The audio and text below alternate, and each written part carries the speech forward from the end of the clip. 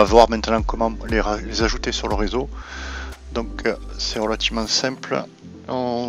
Alors idéalement on se connecte à la box pour aller chercher l'adresse IP que la box a attribuée à chacune des caméras. Alors normalement c'est un peu du n'importe quoi, donc fait du moins avec la Freebox. Donc je récupère une adresse IP où idéalement ce qu'il faut faire c'est les brancher les unes après les autres pour les identifier sur le réseau et paramétrer leur adresse IP.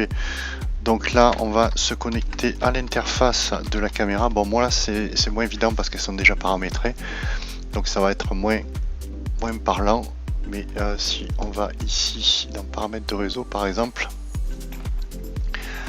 je vais venir ici par exemple, je vais récupérer une des trois caméras. Donc là je les ai déjà renommées. Si on fait un double clic dessus, on a le nom, son adresse IP. Voilà son adresse IP. Donc ici effectivement avec l'adresse IP, on va aller se connecter sur via la page web, on va aller se connecter sur la caméra et paramétrer l'appareil.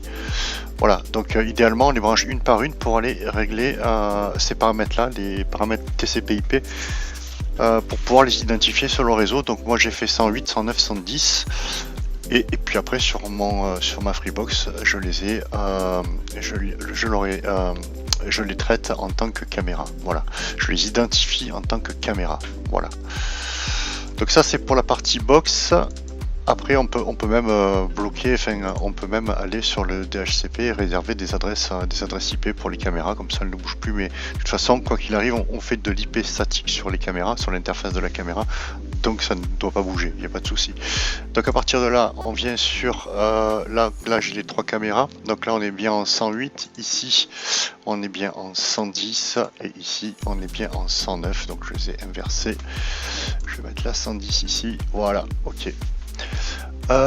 Oui, parce qu'en fait effectivement j'avais une 2 mégapixels dans le garage, enfin j'avais une 4 mégapixels dans le garage et une 2 mégapixels à l'extérieur, donc j'ai inversé parce que la 2 mégapixels est quand même très insuffisante pour l'extérieur.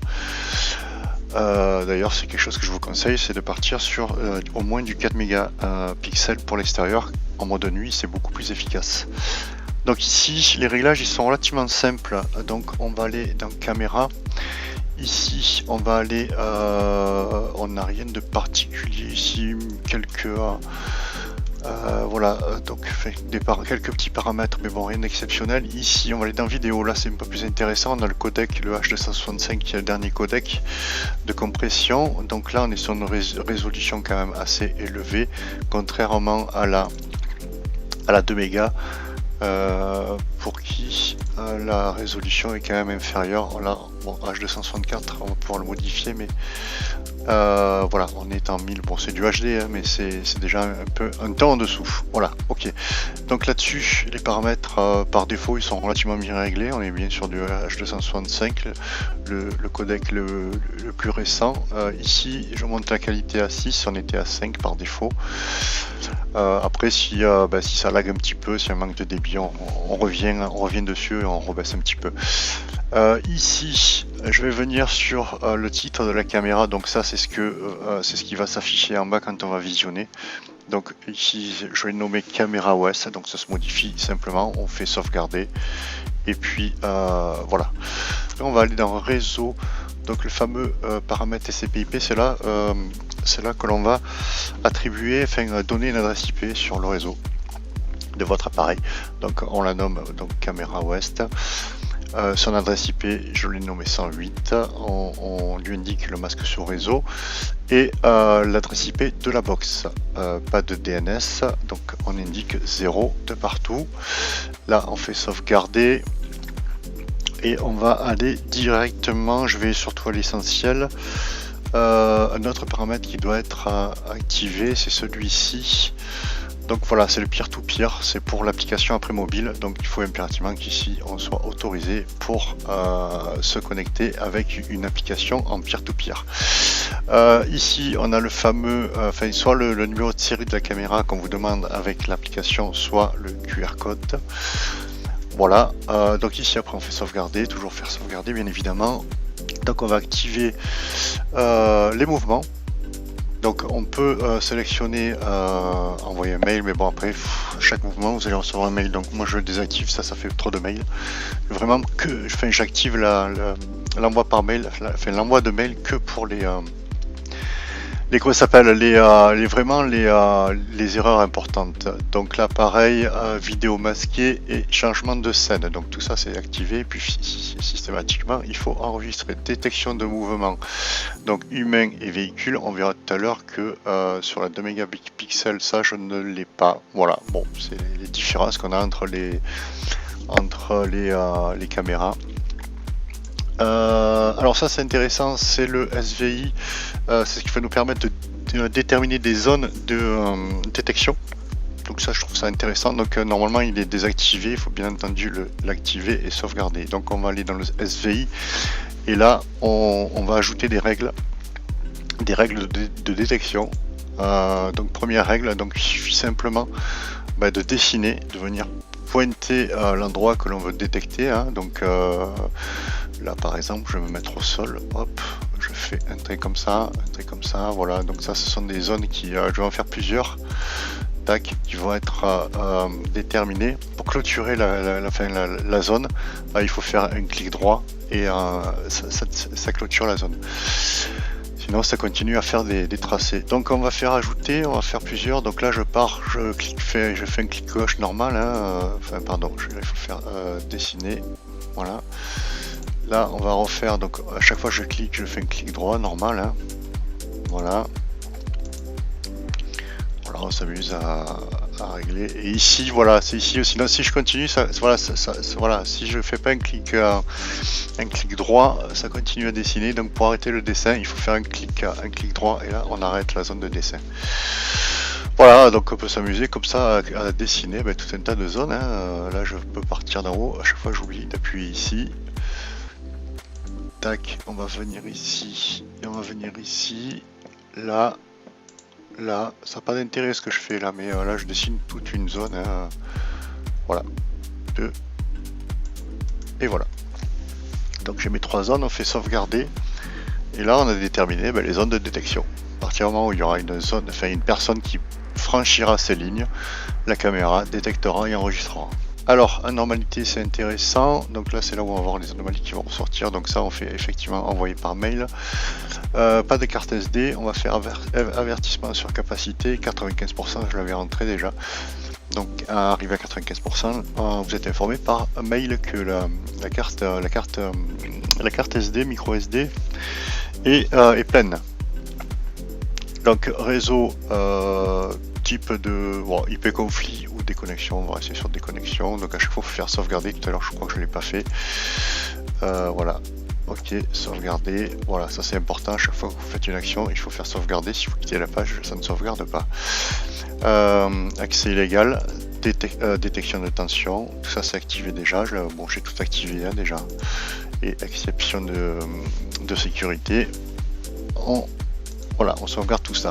Donc pour la partie stockage, rien d'exceptionnel, on a la possibilité de programmer, si vous partez en vacances ou si dans la journée vous êtes sûr que vous êtes là, vous voulez programmer des plages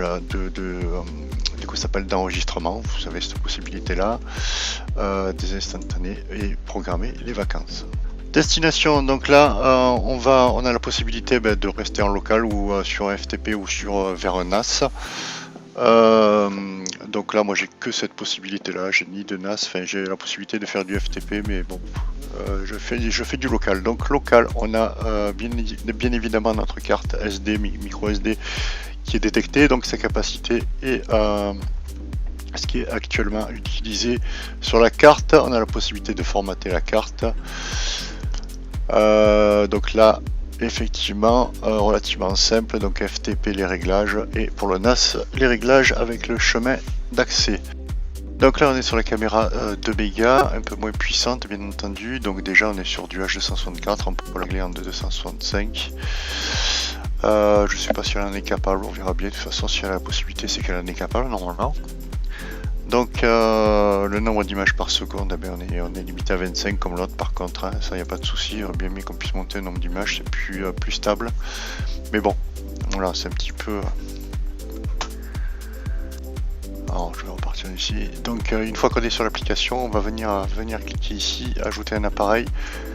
Ici, on va venir ajouter, j'ai déjà ajouté 2, on va venir ajouter Ben, on va écrire un nom de l'appareil, donc c'est caméra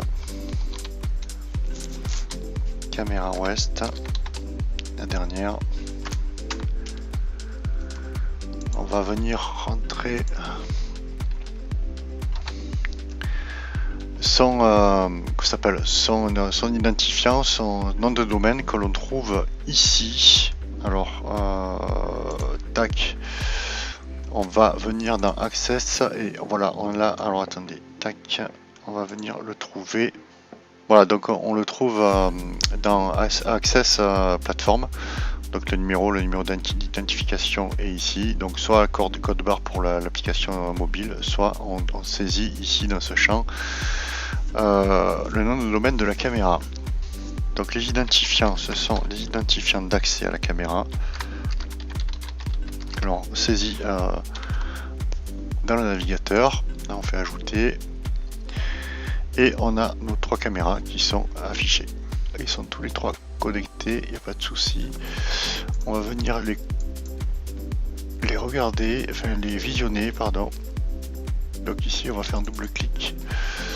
Et normalement ils vont venir se positionner dans chaque fenêtre. Donc on a bien nos 3 caméras en visuel. On a bien aussi des zones de franchissement qui apparaissent en bleu, sauf pour le garage, il n'y en a pas. Je pense qu'on ne peut pas les visualiser sur ce modèle de caméra, donc on les a sur les 4 mégas mais pas sur la 2. Alors maintenant on va installer notre application, enfin l'application sur un mobile. Je l'installe sur un nouveau mobile puisque je vais la partager avec la famille, enfin je vais partager la visualisation des caméras, donc on a cette possibilité là.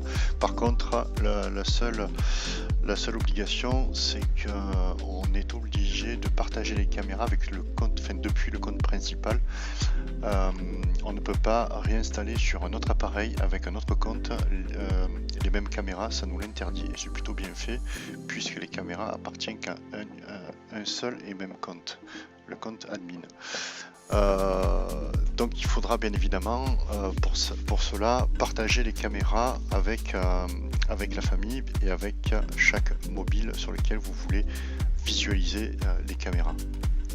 Donc pour partager les caméras, la première opération est d'aller chercher le QR code de la personne avec qui, du profil avec qui vous allez partager cette caméra. Donc il faut cliquer sur moi en bas à droite et vous allez cliquer sur l'avatar en haut à gauche et vous avez un QR code qui apparaît. Voilà, donc c'est ce QR code qui va permettre de partager la caméra. Donc vous allez sélectionner la caméra que vous voulez partager, vous cliquez sur les 3 petits points qui se trouvent sur la caméra, au-dessus de la caméra que vous voulez partager, vous faites partager l'appareil. Là vous avez la possibilité de scanner le fameux QR code, donc vous cliquez sur le scanner, vous scannez le QR code du propriétaire du téléphone, du mobile. Là vous avez la possibilité d'activer les autorisations que la personne aura sur la caméra, donc vue en temps réel, lecture vidéo, réception des messages, contrôle de l'appareil. Donc moi je sélectionne que vue réelle sur l'appareil et vous faites OK et ça se transfère directement sur le téléphone. Et là on peut voir bien entendu qu'on a accès à la caméra maintenant, bien évidemment. Donc et ça on va le renouveler on va renouveler l'opération pour les autres caméras. Donc toutes les personnes à qui vous voulez partager vos caméras, vous procédez de cette façon, ça fonctionne très très bien. J'ai oublié de filmer l'installation des caméras sur mon propre téléphone, enfin l'ajout des caméras sur mon propre téléphone. Donc là c'est très très simple en fait, quand vous êtes sur le navigateur, qu'on voit le fameux QR code, il suffit simplement de scanner pour ajouter, on fait ajouter avec le petit plus en haut, on sélectionne numéro de série scan, soit on tape le numéro de série, soit on scanne directement le QR code, c'est beaucoup plus pratique. Donc là à partir du moment où on a scanné et que la caméra n'est pas connue d'aucun autre appareil, ça c'est relativement bien fait en termes de sécurité. Cela vous accorde l'accès à la caméra. Il suffit simplement de s'identifier par rapport à cette caméra à partir du moment où les identifiants sont corrects, la caméra est ajoutée à votre compte. Donc, et puis après, pour la suite, on ajoute, si vous voulez partager, comme je viens de l'expliquer, les caméras aux autres membres de la famille. Voilà, donc si vous avez des questions, n'hésitez pas. Je serai ravi d'y répondre comme d'habitude.